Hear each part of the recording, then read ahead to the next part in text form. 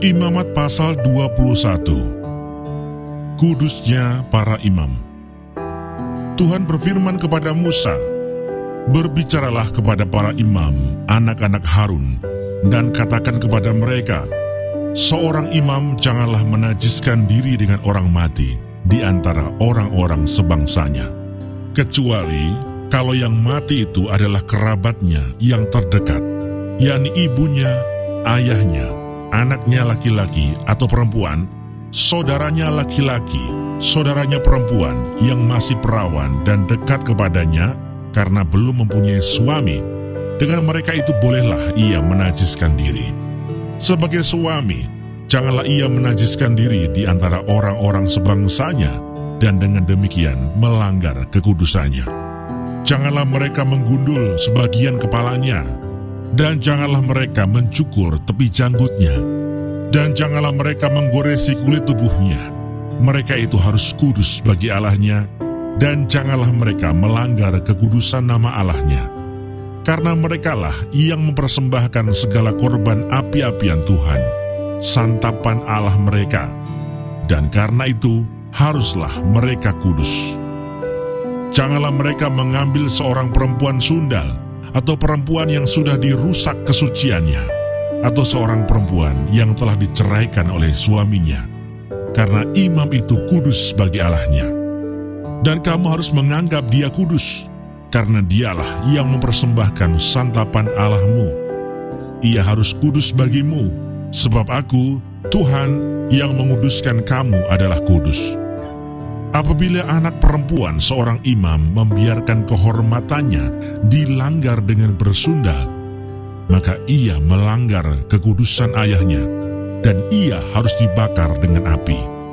Imam yang terbesar di antara saudara-saudaranya, yang sudah diurapi dengan menuangkan minyak urapan di atas kepalanya, dan yang ditahbiskan dengan mengenakan kepadanya segala pakaian kudus, janganlah membiarkan rambutnya terurai, dan janganlah ia mencabik pakaiannya.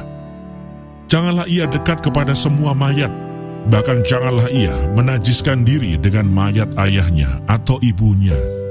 Janganlah ia keluar dari tempat kudus, supaya jangan dilanggarnya kekudusan tempat kudus Allahnya, karena minyak urapan Allahnya yang menandakan bahwa ia telah dikhususkan ada di atas kepalanya. Akulah Tuhan. Ia harus mengambil seorang perempuan yang masih perawan, seorang janda atau perempuan yang telah diceraikan atau yang dirusak kesuciannya, atau perempuan sundal, janganlah diambil, melainkan harus seorang perawan dari antara orang-orang sebangsanya, supaya jangan ia melanggar kekudusan keturunannya di antara orang-orang sebangsanya, sebab akulah Tuhan yang menguduskan dia. Tuhan berfirman kepada Musa, "Katakanlah kepada Harun begini, setiap orang dari antara keturunanmu turun-temurun yang bercacat badannya, janganlah datang mendekat untuk mempersembahkan santapan Allahnya.